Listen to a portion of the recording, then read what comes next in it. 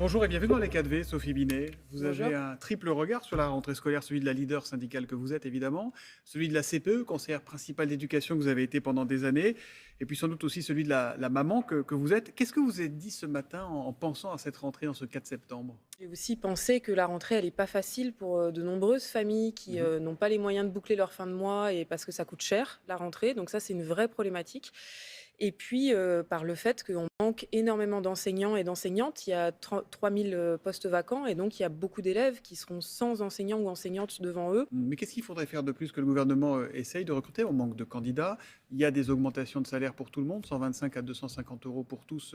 Bah, il faudrait 2 choses. D'abord, il faudrait vraiment revaloriser le métier d'enseignant et c'est pas le pacte qui va y répondre puisque, Donc les 125 à 250 euros net. mais c'est en échange de nouvelles tâches, alors que les enseignants ont déjà un temps de Largement. travail très élevé. Les chiffres montrent que les enseignants et les enseignantes travaillent pas loin de 45 heures par semaine. Mhm. Donc. Et puis, la CGT propose de rétablir les pré-recrutements, c'est-à-dire des dispositifs de pré-recrutement après le bac ou après le bac plus 2, avec un salaire en échange d'un engagement à travailler dans l'éducation nationale un nombre d'années donné. D'avoir un dispositif social, parce qu'aujourd'hui, le recrutement il se fait au niveau master.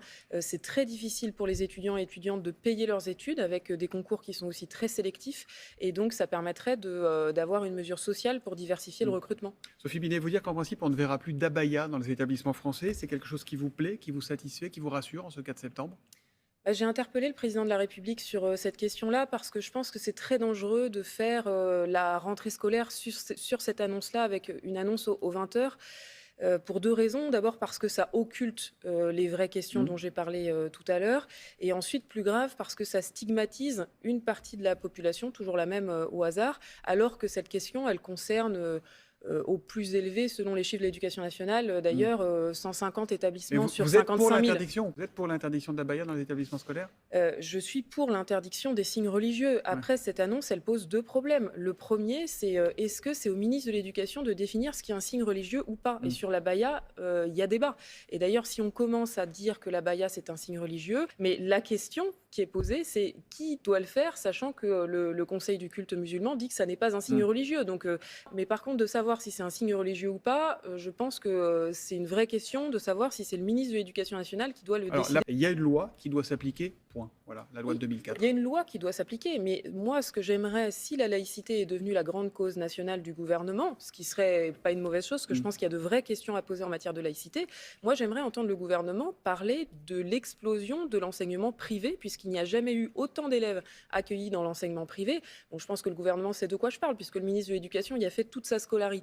C'est peut-être de ça dont il faudrait parler. On n'est pas moins bien ou moins bon citoyen quand on est dans le privé ou dans le public. C'est Non, si. mais par contre, quand on défend la laïcité et l'enseignement public, ce qui est le Ouais. propre de l'enseignement public, bah, ce serait quand même bien de parler et de dire qu'est-ce Mm. qu'on fait face à l'augmentation de l'enseignement privé. Moi, je pense que c'est un problème et que le ministre de l'Éducation nationale devrait lutter contre parce que le développement de l'enseignement privé, c'est la ségrégation scolaire que ça organise. Et puis, dans l'enseignement privé, bah, par définition, il n'y a pas de laïcité. Et là, Mm. visiblement, ça dérange personne. Mm.